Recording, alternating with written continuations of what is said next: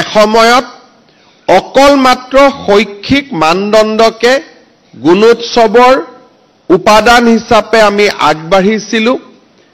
এতিয়া লাহে লাহে স্বচ্ছতা আৰু ইউনিফৰ্মৰ কোৱালিটিকো এই গুণোৎসৱে সামৰি লোৱাৰ লগে লগে আমি এই দুইটা ক্ষেত্ৰতে পৰিৱৰ্তনো আমি দেখা পাবলৈ সক্ষম হৈছোঁ।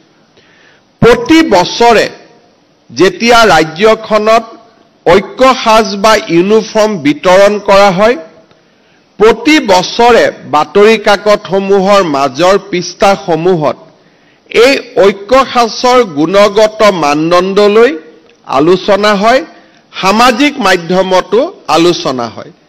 কিন্তু গুণোৎসৱত যেতিয়াৰ পৰা আমি ঐক্য সাজকো এটা ইভালুৱেশ্যনৰ মানদণ্ড হিচাপে আমি জুখিবলৈ আৰম্ভ কৰিলোঁ, এইবাৰ তেনে বিতৰ্কও সামাজিক মাধ্যম আৰু লিগেসি মিডিয়াৰ পৰা আঁতৰি যোৱা আমি দেখিবলৈ পাইছোঁ।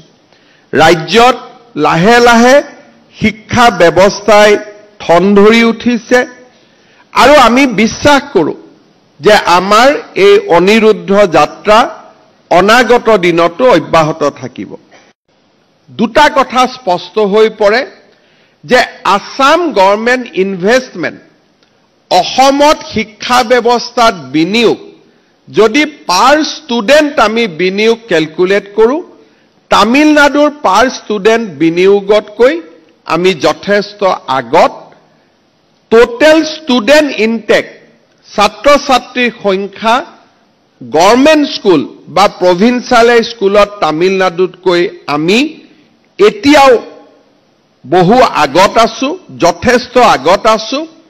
আৰু নাম্বাৰ অফ স্কুল আমি যথেষ্ট আগত আছোঁ।